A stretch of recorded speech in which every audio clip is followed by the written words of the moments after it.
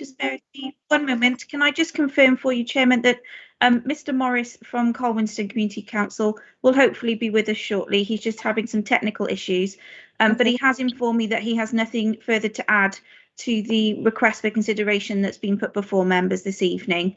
But he obviously just wanted to be here to represent as the Community Council, but he will hopefully join us shortly.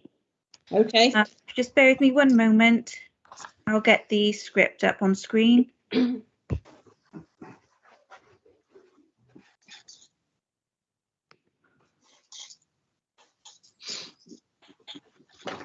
Okay, good evening, everybody. May I remind everyone present that the meeting will be live streamed and recorded via the internet, and this recording archived for future viewing.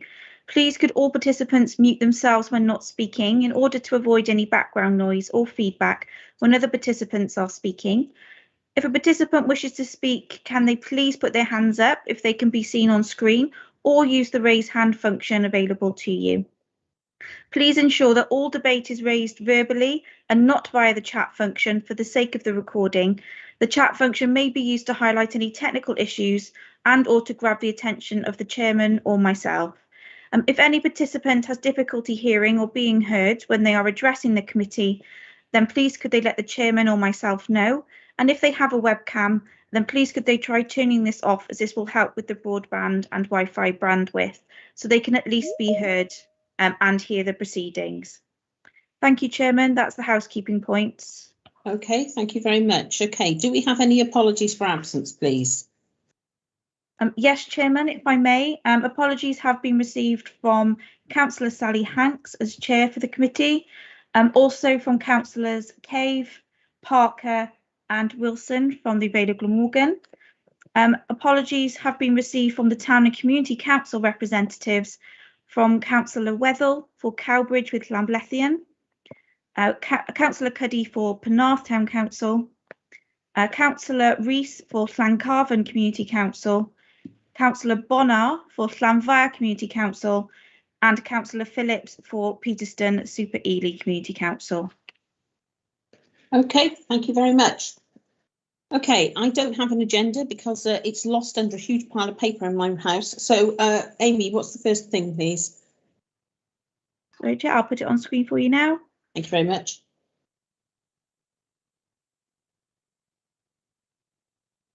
So, any declarations of interest, please? No? Okay, thank you very much. Okay, if we could look at the request for consideration from Colwinston Community Council, have we been able to get Councillor Brian Morris in, please? I'm afraid not yet, Chair, but as I said, he has confirmed that he didn't have anything to add to the written text that's already before members this evening. Okay. Okay, who's going to take us through this report then, please? I noticed we've got Phil Chappell and Emma Reid on, so either or, I don't mind which. Sorry, Chair, just to confirm, Mr. Morris has just joined us this second. Okay, excellent. Okay, thank you, Chair. I'm due to take you through this report. Emma Reid, Head of Neighbourhood Services and Transport for the Vale. I brought Phil Chappell along this evening because he's responsible for tourism, and I thought that might be useful if there's any tourism points actually raised this evening. And I've also got one of my technical officers on the call, Wendy Smith, should there be any technical answers or technical questions that I can't answer this evening. Just to start, first of all, apologies, I couldn't make the last meeting. Unfortunately, I was well, not very well at all, and couldn't make the evening. So apologies for having to bring you back here. But I just wanted to make, it wasn't quite clear in the recording that I was actually unwell and so couldn't attend. So apologies about that. But hopefully we can get through the matters this evening. I've got a very small presentation, Chair, if that's okay, just to take us through. Obviously, I've read the consideration from Colwinston Community Council, but I thought it might be useful just to remind everybody what the policy is on brown signs or white on brown signs, and also just to take them through some of the issues and to also discuss, because maybe what their views are that we can consider as part of the review of the policy. So is that okay, Chair? Yes, that would be good. Thank you. All right. Just bear with me a minute. I'm hoping the technology is going to be good with me this evening. Okay, can everybody see that? Sorry, if I could just have a shout, that would be really good, because I can't see anybody now. Yeah, Yes, that's we can fine. see that. Yeah, that's great. Yes. Thank you. I can't Yeah, see no anybody problem. now at all. So any issues? If I run through the presentation, if we take questions at the end, because I feel very rude if I can't actually see people. No, So don't worry, I'll direct them to you. all right, brilliant. Thank you. It's always difficult, isn't it, to see people when you've got the presentation up. So I'm just going to run you quickly through this white on brown sign tourist signs presentation. So the first, and I can share this slide with all of the committee afterwards if people would find that of interest, because you can obviously take it back to your own community or town council, and so they understand what the rules and regulations are that we're governed by on this matter. So the first slide there, I just thought it would be useful just to recap about when these signs can be used. It's not something that we particularly determine as a council. It's more governed by Welsh Government, and we have a number of rules and regulations, like a lot of things to do with highways, that we have to comply with, basically. So most people will recognise them. I did put one there on the front, just to give you an idea of what those sorts of signs look like, although I'm sure most of you have seen them all over the place. And just to remind you that their purpose is not to advertise actual businesses, but it's just to guide people to safely to their destination. They're not supposed to be an advertising tool. They're more of a directional sign tool rather than advertisement. So, as I mentioned, Welsh Government provide the rules and authorisations, and also we have to get authorisation from them to put them on the highway, because they're what they classify as non-standard signs. So for every application that we receive for this type of sign, we may well say, yes, that's great, but the final decision would be with Welsh Government. I've just reiterated there, their purpose is not advertising individual businesses, but rather to direct traffic safely to tourist destinations. And the guidance directs us to say that they should only be provided for major destinations and not for facilities used primarily by local residents. Any application must relate to a permanent facility, so you couldn't do it if it was a temporary facility somewhere, and it must attract and be used by visitors to the area. So all pretty standard criteria there. Now, Welsh Government is quite clear and gives us two categories that we have to work with. So it defines tourism destinations into these two categories. So one is attractions.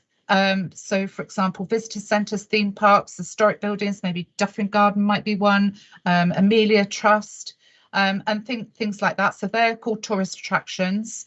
And then tourist facilities, and they tend to be more local facilities such as public houses, restaurants, campsites, hotels, etc. So just moving on, like all highway signage, the Welsh Language Act is applicable, and all text on the signs has to be bilingual, unless and in circumstances there's no Welsh or English equivalent, and we have examples of that throughout when we use names throughout the Vale. For most tourist destinations, Welsh Government suggests that it would only be appropriate within the last 2 or 3 miles of the attraction to actually sign it, or where the route diverges from that to the nearest town or village. And where a tourist sign is already associated with a town or a village which is already signed, visitors are expected to follow those signs until the access route diverts to the attraction. So at the moment, how do you apply? You can apply for signing of a facility as long as it meets those criteria. The access routes must be suitable for any increase in traffic, and there must be adequate appropriate parking, and moving forward that would include cycle parking and walking accessibility as well at the attraction. It's not something we do as a normal course. It is just a highway function. So generally the applicant will have to finance the assessment, design, manufacture, erection and ongoing maintenance of any signs that are approved. And also it might include the redesign of any existing signs to prevent unnecessary signage clutter. And I know that was a matter that was raised at your last meeting on this, the need to ensure that, you know, we only have the essential signs on the highway, so that drivers, because if you have too many signs, drivers can get distracted and not see all of the important ones.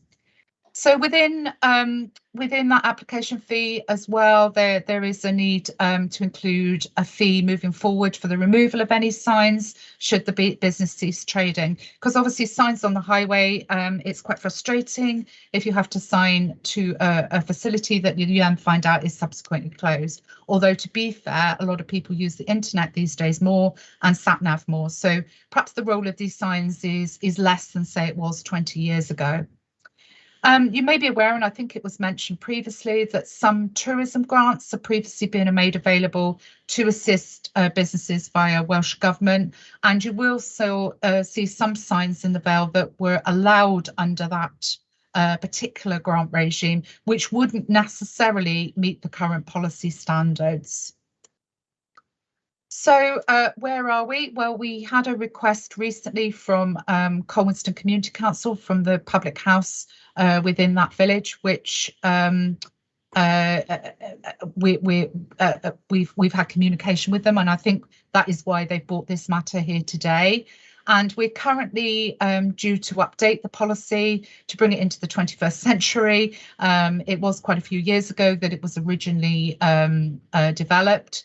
And we also need to take account of the latest legislation from Welsh Government, and they make it very, very clear that moving forward we should only be putting signs up that are directional, not to promote tourist businesses.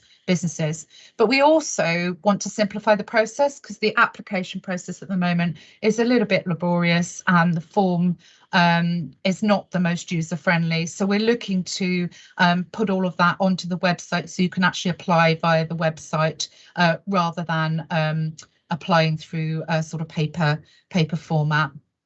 So tonight, really, I just wanted to run you through what the position is at the moment. And as I say, I have got Wendy Smith with me, who deals with all the applications that we receive. And tonight really is just your view, a chance to have your view on white on brown signs. And perhaps if I could then take all of those views back, and when we write the subsequent review of the policy, which we're hoping to get to Cabinet in December, I can obviously take all of those comments on board as part of that, and obviously give a response to them, a formal response to them through the Cabinet report. So that's all I had to say this evening, Chair.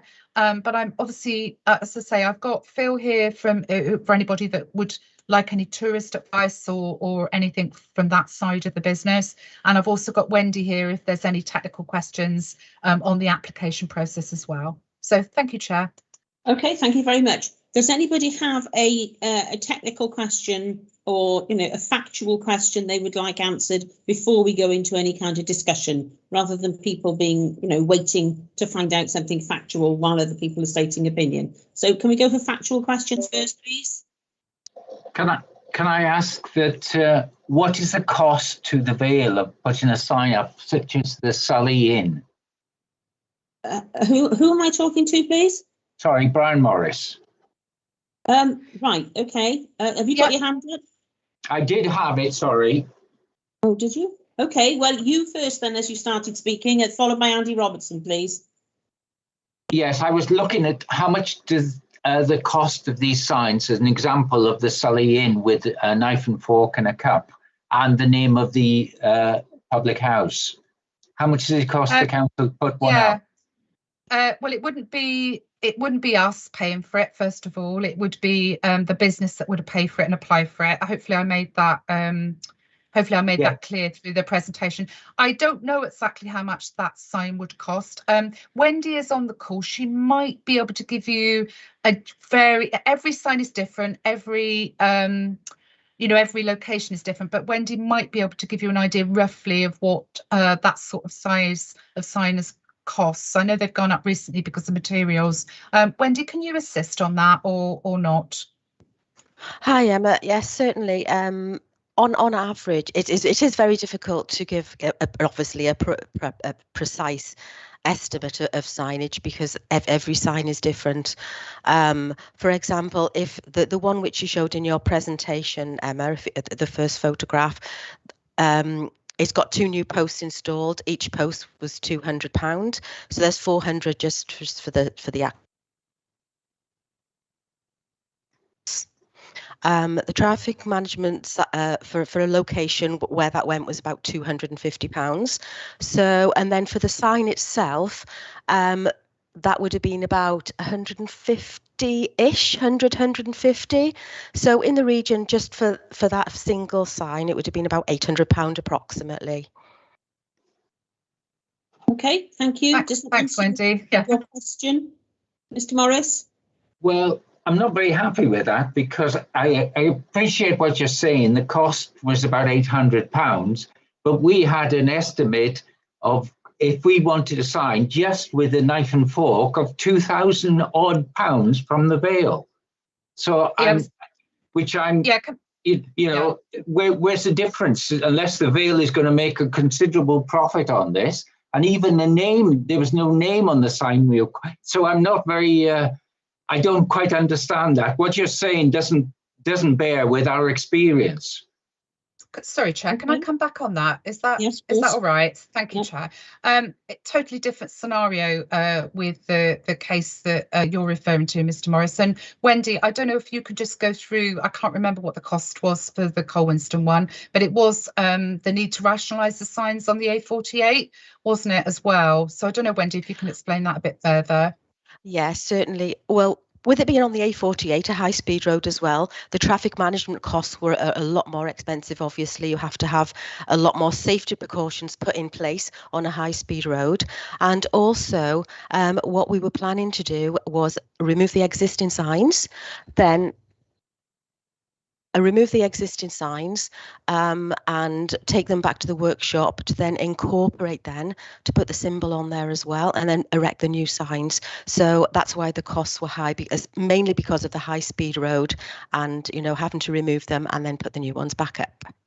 Well, there's none existing, so I don't understand why taking down, unless we're taking somebody else's sign down. I'm puzzled. No. It's the Colwinston sign. No, it's the Colwinston sign. We were going to put a symbol on the Colwinston sign, on the existing Colwinston sign. So you're going to take it would have to be take that sign down, remanufacture with the symbol on, and then re-erect on site. Yeah. Okay, thank you very much. Okay, thank you. Right, Andy Robertson.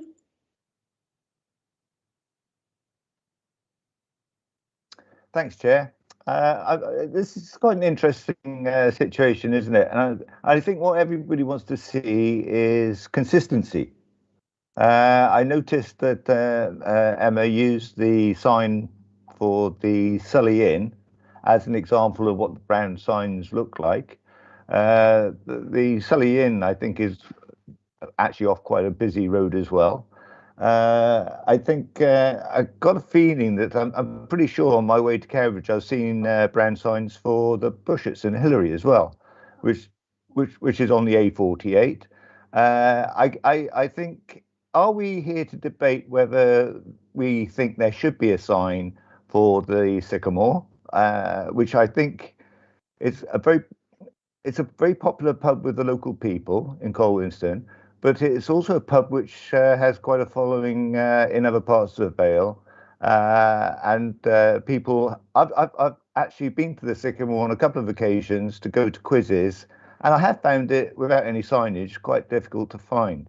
And I think actually in this case, I'd have to say that I'm very much in favour of the Sycamore being allowed to have a sign, and I can't quite understand as I say, the inconsistency of signage for some pubs and not this one, which I think is actually more difficult to find than some pubs which have signage.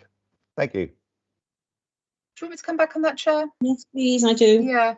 So in terms of, I don't think we're here, it's not within the power of this committee to decide whether they can have a sign, because obviously there's a proper application process that needs to be gone through to follow the current policy. I think what we're here tonight to do is to decide what your views are on the policy. So if you feel, just to try and help you out here, if you feel as a committee that that there should be a relaxation or a change to the policy to allow the sorry, it's a sycamore, isn't it? Sycamore tree, isn't it? Yeah. To have a sign, a brown sign, then obviously it wouldn't comply with the current policy. We have suggested a solution to them, which would be a fork and spoon sign next to the Colwinston name, because as you come off the road, there is already signs for that pub once you're off the road. So quite often you'll notice on signs everywhere you have to follow a certain sign to get to somewhere. It's not always the full name. The other question, I'm sorry to throw a question back at you as well, Brian, this evening. Is that particular property on the market at the moment? Is there likely to be a change of ownership? Do we know? I'm sorry, I don't know. I wasn't aware. It's not on the right move, so I'm not aware of it. So No, I don't know.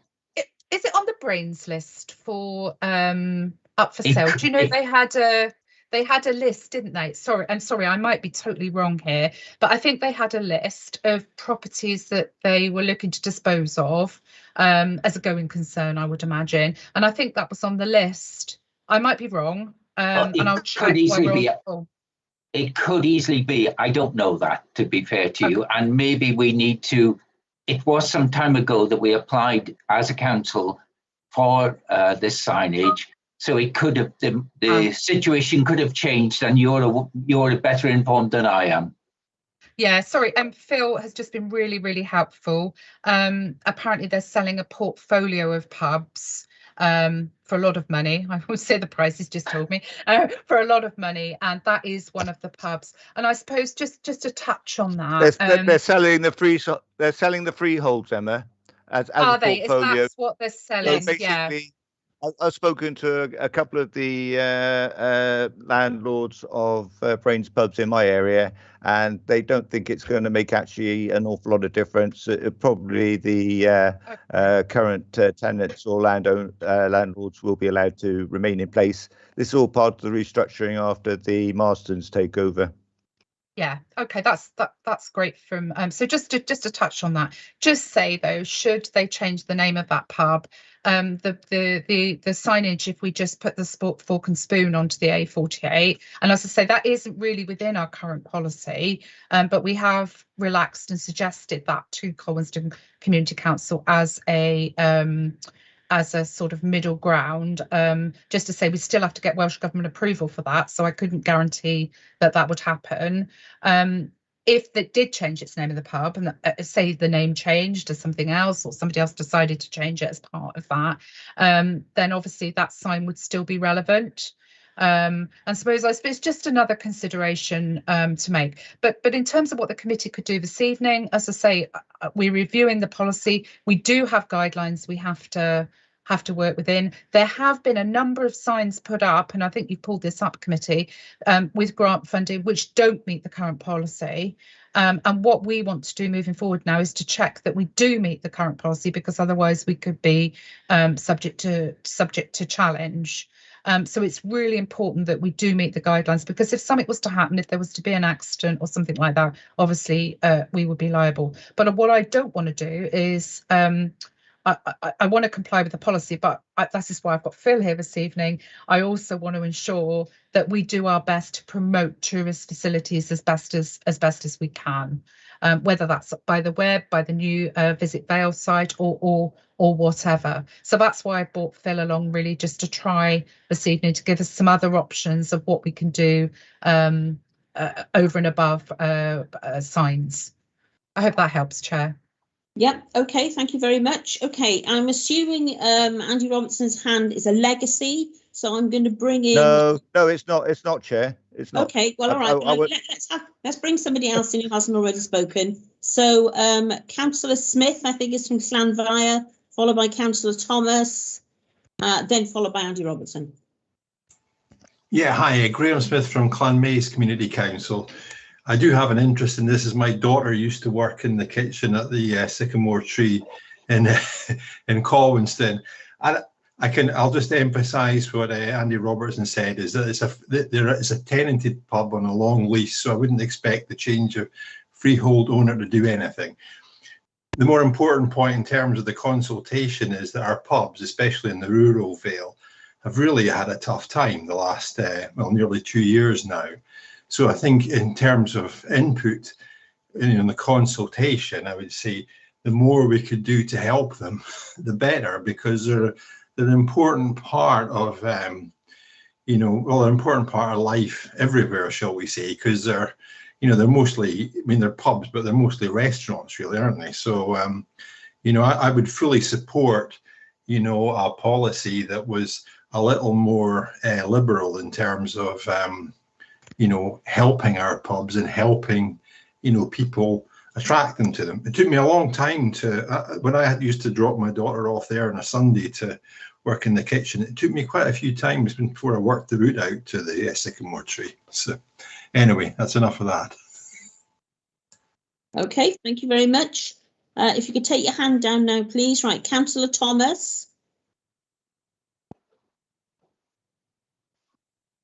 Thank you, Chair. Emma, just a question to you, really. You said that the sycamore tree sign, as they suggest, would not comply with the policy. How then does the signs to the Victoria Inn in Sigurdston and the Highwayman in Nurston, how do they fit the policy? Because I think they're a very good precedent for having a sign to the sycamore tree. Yeah, I mentioned. Sorry, Chair. Is that okay to come back? Apologies, Chair. Yeah.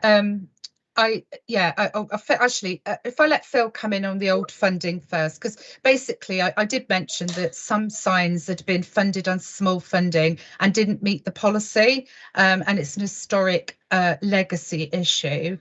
What I don't want to be doing is going and taking signs down that don't meet the current policy, because that wouldn't be fair on the businesses that had them at that time. And also, I fully support what's been said this evening about the pubs having had a tough time, and the last thing I want to do is to stop that. But what I'm saying is our policy at the moment, they wouldn't comply to that policy.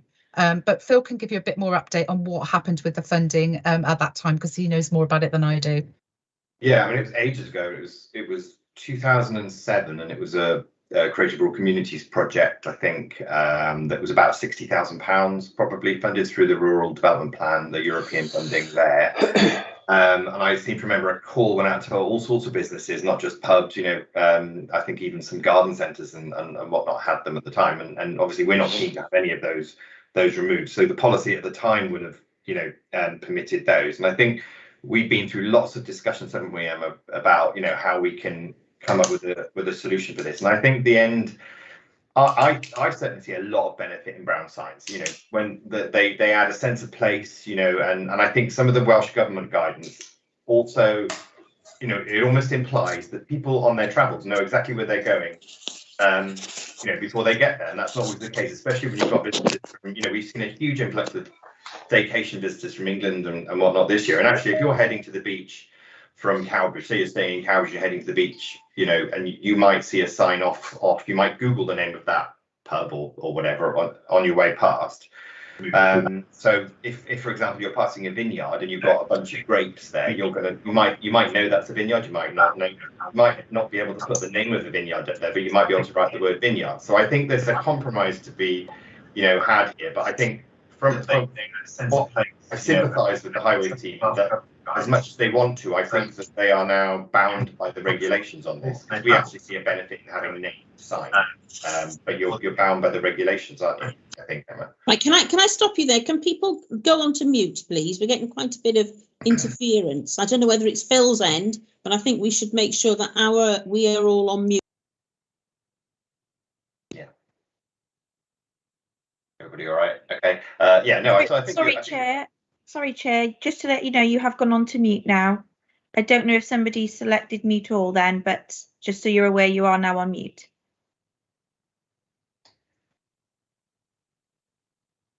Still on mute. I need to unmute her, yeah. Sorry. So you're on mute, Chair. Sorry, Phil, please continue. Yeah, no, we were just saying that we're the highways team is bound by the regulations now, because we couldn't, when we dug deeply, Nia Hollins and I were looking deeply into the regulations. It seems that the policy is not necessarily what we want. The regulations at that level are not necessarily what we want, because I want a sign to be able to, at the very least, point you to a vineyard, not imply that you know what grapes look like on a sign and what that means. Or behind me, Visit Garden here, if you've got an attraction that's just pointing to a garden, it doesn't tell you that it's a Physic garden, and then you might Google it on your phone as you're being driven past on the car. So they really do have a place for me personally as being responsible for tourism, for that sense of place, and also sign pointing to people to things that they might come back to, because you want to be able to Google the name. But I think we're stuck with the regulation. Okay, thank you very much. Michael Morgan, and then Andy Robinson. Here I am. Right. Sorry. No, it's interesting what Emma says, that this may be an opportunity to review our current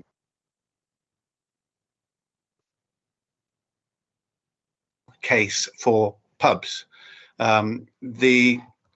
As people have said, they've been through difficult times over COVID and whatever, but pubs, particularly village pubs, are an essential part of the community. But they won't survive if they simply rely on community custom.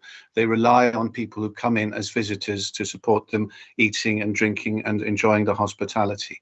And so it is important that people know where they are. Now, I mean, I haven't looked along the A48 to see how many pubs are signposted, but I know that well, not recent years, but over past years, we've lost some of our village pubs. We have lost the Green Down in St George's. We've lost the Green Dragon in Llanceadl. And going back a bit further, we've lost the Wild Goose in Lamberthery. The pubs in our villages are largely run by families or couples. They are family businesses. And they are, I know some of them, still struggling.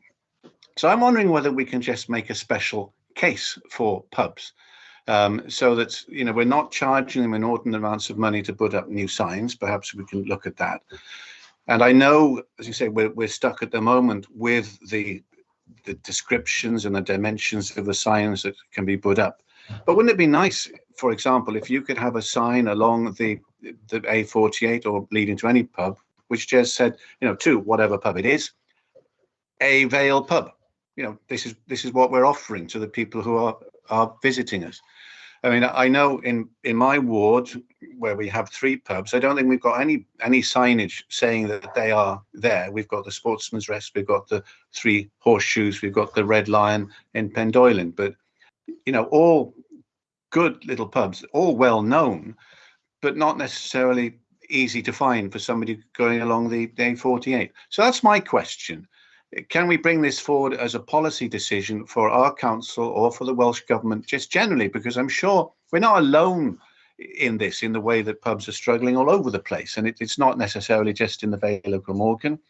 I was out and about in England at the weekend, and you can see, there are closed pubs there, being used for other purposes. And you feel for those communities, because the pub is somewhere, if you're, say you're an elderly single person and you want to go out and meet somebody in an evening, you can go to the pub. But if the pub isn't there, you can't do that. If you're young people and you want to go out and meet your friends in a rural community, there are very few other meeting places that you can go to. So I think that as a council, we should recognise a duty to support our pubs, our village pubs, or wherever they are. And I'm just wondering whether that can be brought forward as a policy, that we can say to the pubs, all right, you don't have to just apply, we will sort this for you. You can make a nominal contribution. We're putting up plenty of signs for other things. And I know there's a cost involved, but can't we have this policy just to say, right, we're going to help the pubs, we're going to do this for you. So that's my question or my suggestion for the policy. Thank you. Okay, thank you very much. Right, Andy then, please, and then Phil, and then Emma. Did you want me to come back on that, Chair? Sorry, that point, or not? Well, let's get Andy get his question in first, and then I expect it to be the same. I'll be very brief. I mean, basically, I'd like to iterate what Graham Smith said. Our pubs have struggled, and what Michael Morgan said, Councillor Morgan said, that the pubs, we need to support them. It's important that we keep these community centres alive, and the way we can, anything we can do to help that. But my question, and is to Emma, and well, it's to Emma really, is, to what extent are we constrained by these regulations? And Phil, how are we constrained by these regulations? Are these Welsh Government regulations? Are they Vale Glamorgan regulations? And how easy would it be for us to get around these regulations? It's obvious to me that everybody on this committee wants to see this sign go up for the sycamore tree. So why, let's not get bogged down in red tape and tied up in red tape. Let's get this sorted. Let's make the changes that need to be made and get it done. To quote Boris. Shall I come back on that now, Chair? Right, yes, you can, please. Is that okay? Sorry, because I'll only so just to go back. Yeah, just to go back to Councillor Morgan first. As I hopefully demonstrated in my presentation, Welsh Government guidance says that the signs are not to advertise businesses. So it's Welsh Government policy, I think, that you're not happy with as a committee. So I can't, I have to work with that. They have to approve the final sign. And there's also the issue of sign clutter, which is what they're trying to prevent. So what you'd need to do, I think, as a committee, and this comes on to Councillor Robertson's comment as well, is you probably need to write to Welsh Government to say that you're not happy with their policy as it currently stands. And that you would like to see a change to better support local businesses. What I would say in terms of a council, I'm about £1.5 million overspent this year. That's my anticipated outcome. I do not have any spare money in under my chair to help support that. But having said that, that's why I've got Phil on the call, because his team are extremely innovative in finding money to do things. So that's why he's here. But at the moment, the guidance, the requirements and the directions from Welsh Government would not allow me to do what you're asking. So I think that's where you need to go as a committee. And obviously, I'm more than happy if you take that recommendation this evening, to take that recommendation to Cabinet when we go back with the revised policy that conforms with Welsh Government. So you could also say at that point, Chair, that you feel the policy is wrong, and we can check that is considered as part of that report. I hope that's helpful. No, that is helpful. Thank you very much. Phil, I don't know if you want to come in there. Sorry, I just want to make a quick point about support for pubs, in that I think we've, especially through the rural team, the local rural development strategy, and that programme of funding that we've had since 2004, they've had a specific priority on pubs, in that we've been working with the Prince of Wales's charity, the Pub is the Hub, for several years on supporting pubs in the rural Vale. But we're now working with them on a pub in Barry as well to look for possible tenants for it. But we're hoping that there will be a new project. We're working with them to develop some award some funding through the Countryside Fund, I think, to do a new project to support pubs across the Vale, and that's really around diversification of the pub offer. We've done, I think it was about 8 to 10 projects where we put shops in pubs, lunch clubs, cinemas. We've seen it across. There's some great examples all over Wales where you do that encourage people to use the pub where they might not have done it. I think there was a pub in Denbighshire that put, there was no obvious play area for the village, but the pub put the play area in the back, and that's obviously not everybody's cup of tea, but suddenly the village had a play area and people were using the pub. So we're gonna kind of carry on working with them. The rural programme is coming to an end because it was European funded, but we're going to look at potential other funding to support pubs. And also, I think with tourism, we're taking a different angle now. So rather than just promoting the Vale as one entirety, we're working with people like vloggers now who are going to go and stay in a certain hotel, stay in a B&B, visit a garden, go to the beach, go to the pub, make sure we're getting coverage for those pubs. And we're going to plan slightly different events this year. So we've got a walking month coming up in March, where we'll make sure that pubs are on the routes and that they are promoted as they are through the Dale Trail. So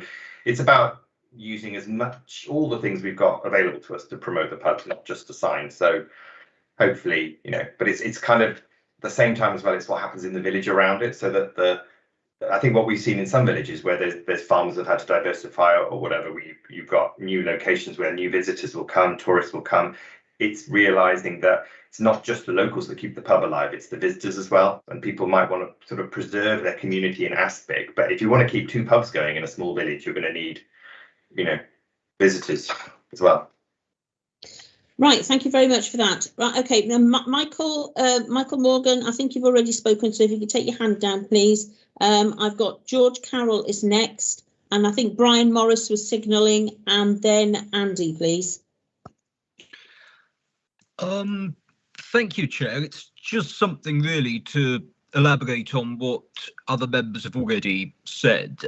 I think the one thing that needs to be emphasised here is that the A48 is a main travel route between Cardiff, Bridgend, and indeed West Wales. Many people do take that route, and therefore there is a lot of traffic that's passing through the Vale as things stand, and many of them just come straight through and don't add anything to the local economy because they're not stopping. And I think that brown signage is a way of sort of seizing potentially extra custom and business for many local businesses who have already been, who perhaps are struggling, and let's make use of some of the people travelling through. So I'd simply say I would fully endorse writing to the Welsh Government about this. I do understand their point about clutter regarding signage, but I think that most residents and road users in the vicinity would be understanding of the fact if we're going to have this traffic passing through anyway, let's get some benefit to the local area. And if we could emphasise that in that letter, I think it would be, I would hope that all of the committee would support that. Okay, thank you. Andy, please. Yeah, thanks, Chair. I think the point I'd like to make is that basically, I think well, first of all, I'd like to say what I think is a brilliant idea that we should, as a council, approach the Welsh Government and say that we have issues with their directives and with their strategy on this particular issue, and that we think it particularly given the circumstances of the last 2 years, that we should really support all local businesses. But I find it hard, and you're not going to like this, you're going to be very cross. I find it hard that we are actually saying that we don't have the money to do this when we're just about to spend, was it £240,000 on 2 new posts for officers in the council? I think that's a slap in the face for the people who are attending this council, this particular committee meeting, who are from rural areas and who are representing small communities. Don't tell us you haven't got the money when we're spending £240,000 on two new directors. Thank you. Okay, thank you. Where are we? Sandra, please. Oh, sorry, it was Brian Morris, wasn't it? And then Sandra. You're on mute, Mr. Morris.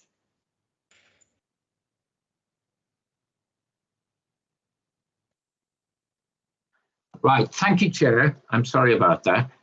First of all, I'm still unsure of this policy, whether you just put a name against, for example, the Sycamore Tree Inn plus a knife and fork. Is it really that much advertising that it's objectionable to Welsh Government? Because it's not really that much. We're asking for directions here. And if there's a number of pubs doing it, and they are difficult to find in the Vale, it really does not make sense. And this insistence that this is a big advertising campaign doesn't really hold water. So I think it's a matter of interpretation. Just put in, I mean, these pubs have been there for many, many years, in 100 years, 150 years.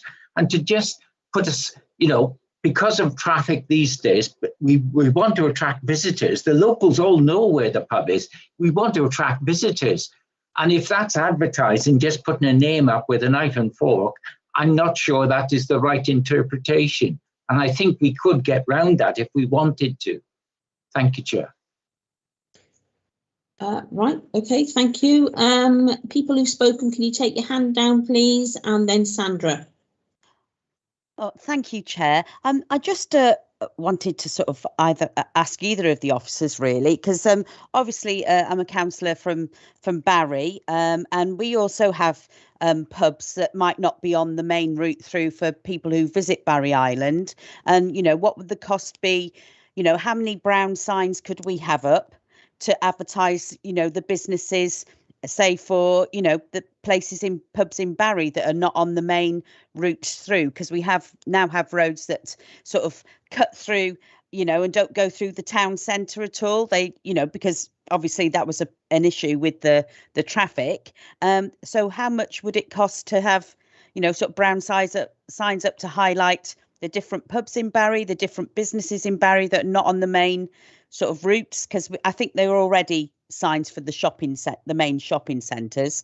And just to answer Andrew Robertson about his thing about the 2 new jobs, it actually comes out of a different budget, Andrew. I think you probably know that anyway. So and it's actually necessary to sort of promote the whole of the Vale, and that's what they're being brought in for, one of them at least. So I'm sure that being from Dinas Powys, you'll appreciate that having somebody who's going to promote all of the Vale and do what they can to bring money in, that you'll appreciate that as well. Okay, thank you. Right, so I'm assuming that George and Sandra are going to take their hands down, please. Ian Perry. Hi, good evening, everyone. Just a few sort of observations from me. If Michael Morgan can't find the pubs in the rural Vale, there are 2 on the A48 in my ward, so come and drink in Bombleston. I think I've got great sympathy with Emma. I can see she's under a lot of pressure, and Emma and I often have different points of view on certain things, but yeah, I don't want to see too much advertising on signage. Perhaps that's because I'm a purist, and perhaps because I actually want the actual rules applying in my own village. Going away slightly from pubs, but with brown signage, in St Nicholas we've got the signage to Tinkinswood, but it's Tinkinswood Burial Chamber followed by the Welsh translation, which is Tinkinswood and a lot of words, and that sort of sign needs to be simplified. So I'm hoping that with the review we'll get the clutter removed from St Nicholas, because we've got loads of signs when we see how expensive they are and they keep being updated. Yeah, so I'm seeing hundreds of pounds spent in my community on replacing warnings of traffic signals in St Nicholas. You don't need those. They're not supposed to be there. But for 10 years, I've been asking them for them to be removed, and every 2 or 3 years they get replaced with a new one. So there's hundreds and hundreds of, now thousands of pounds being wasted on replacing signs that shouldn't be there.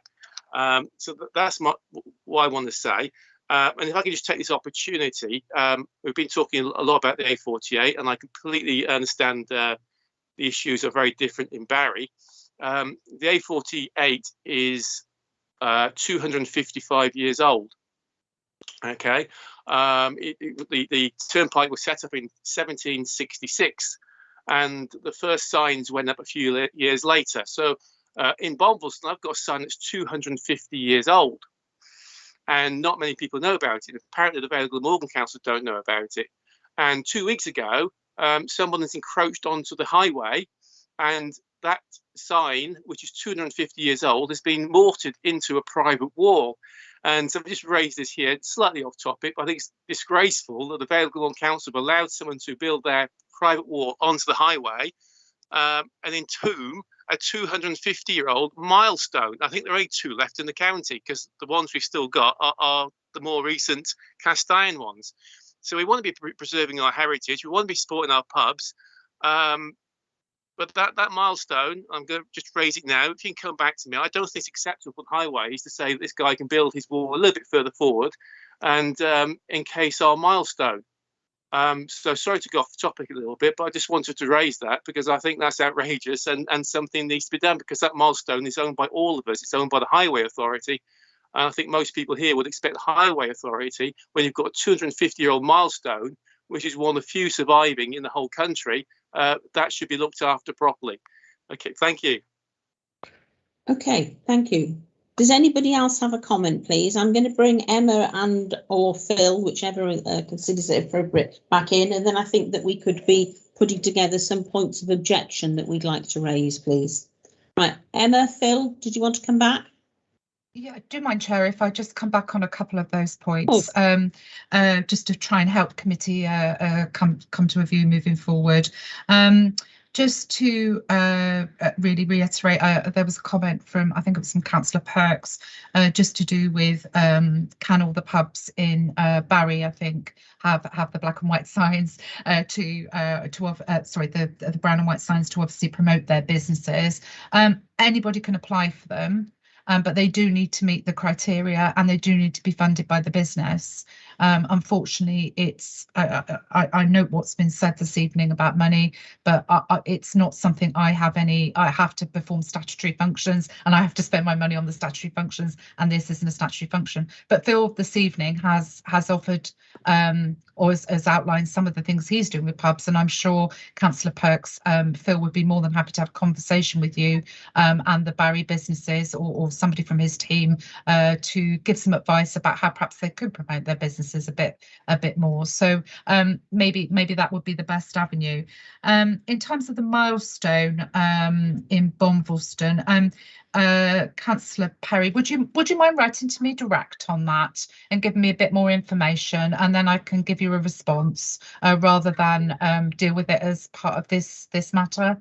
I hope that would be okay.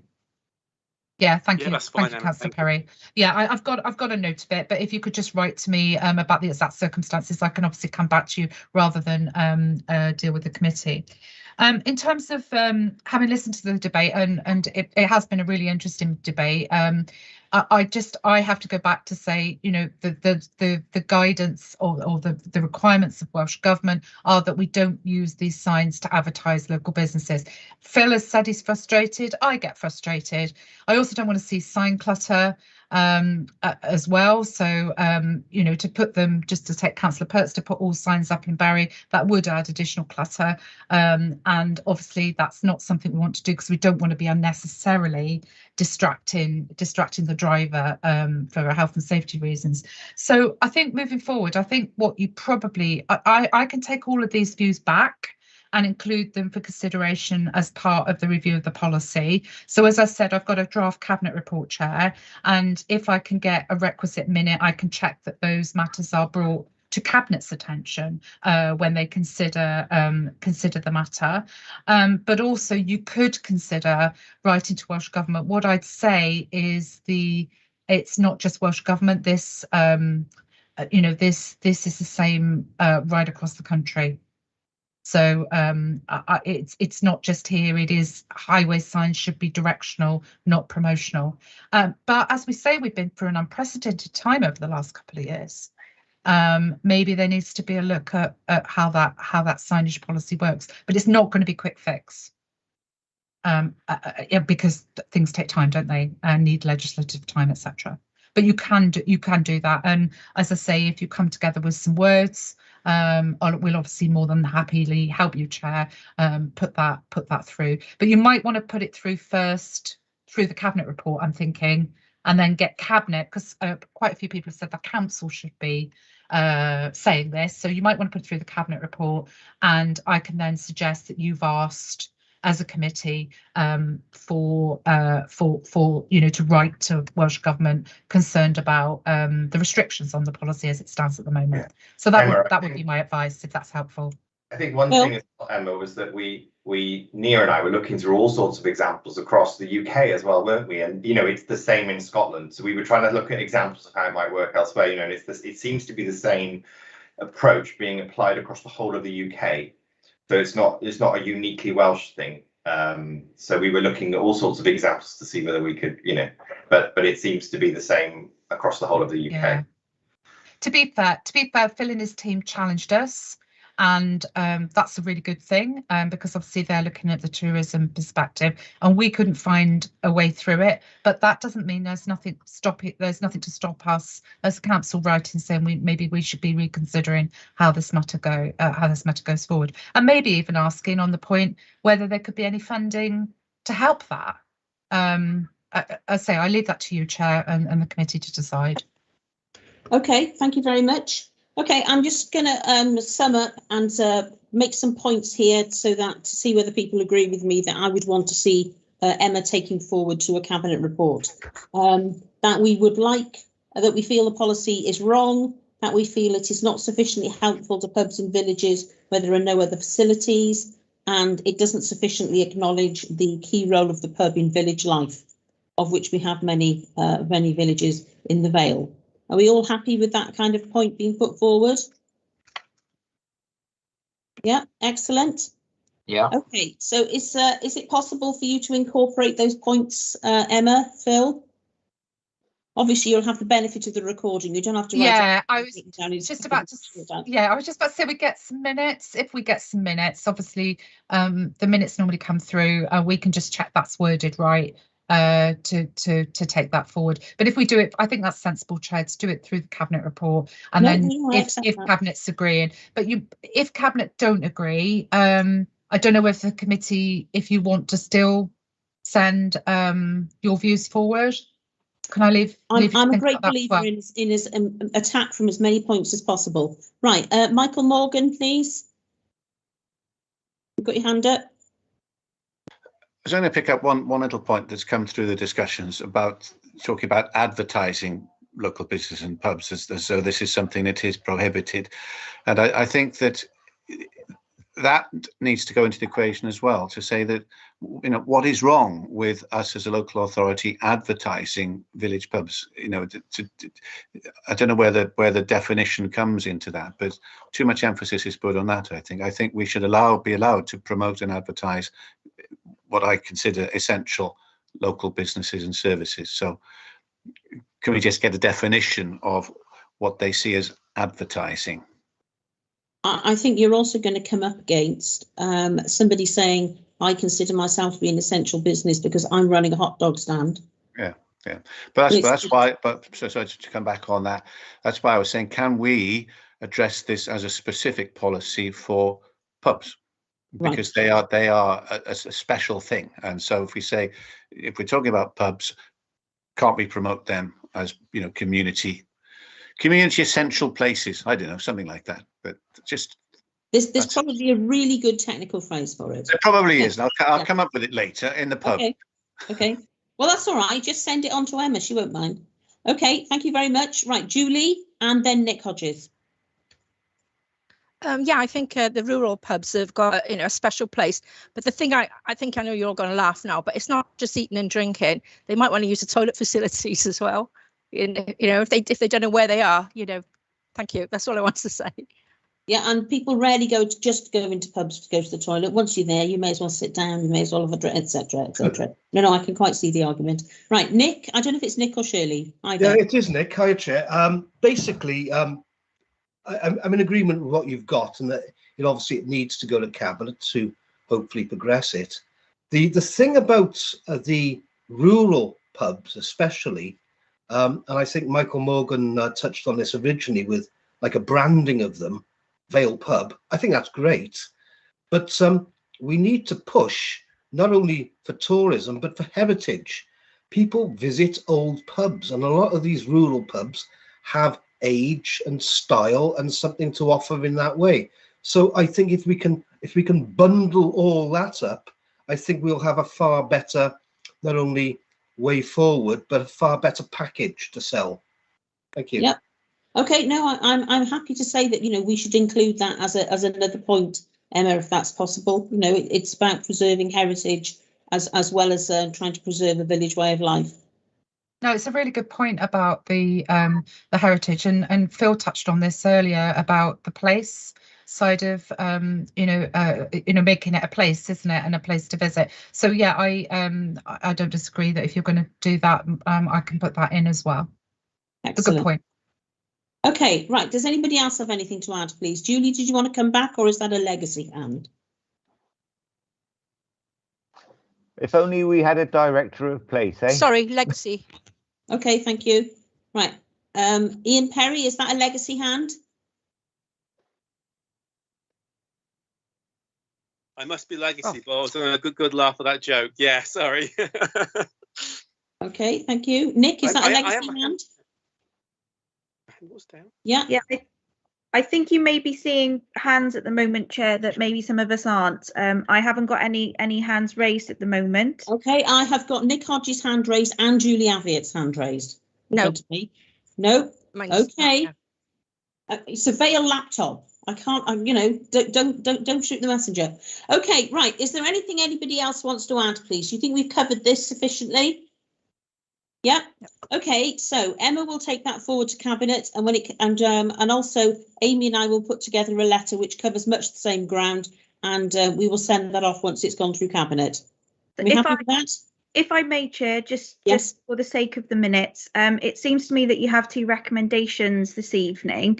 One is that obviously for the comments, there's been a general consensus of advantages for the brown signage that we need to make sure that Cabinet are aware of.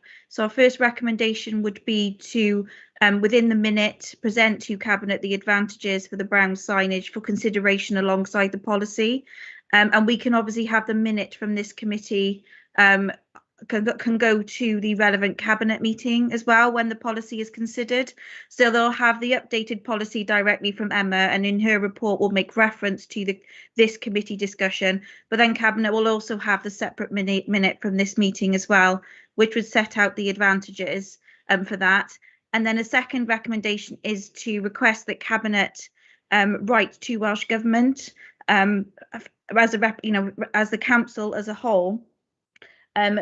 Regarding the restrictions that the committee feel are being put on us through their legislation. And then obviously Cabinet will have those two recommendations there. If Cabinet decide to go forward with that letter, then the letter will go from the Cabinet on behalf of ourselves. Or if they decide not to take that recommendation forward, then we can go to the point of writing directly from the committee. And obviously the comments will be considered by Cabinet because they will be presented as part of the report. Yes. Are you happy to go with those two recommendations? And can I just have a formal mover and seconder, please? Right. Well, I'd like to move the recommendations. Can anyone second those for me, please? I'll second. Thank you, Nick, Sandra. Excellent. Yep. So we're happy to very accept much, those. Chair. Yes, that's fine. Thank you. Okay. Right. Thank you very much, please. You'll be sent a letter in due course, or sent a copy of the letter in due course. Okay. Thank you very much, everyone. Good night. Thank you all. Excellent meeting.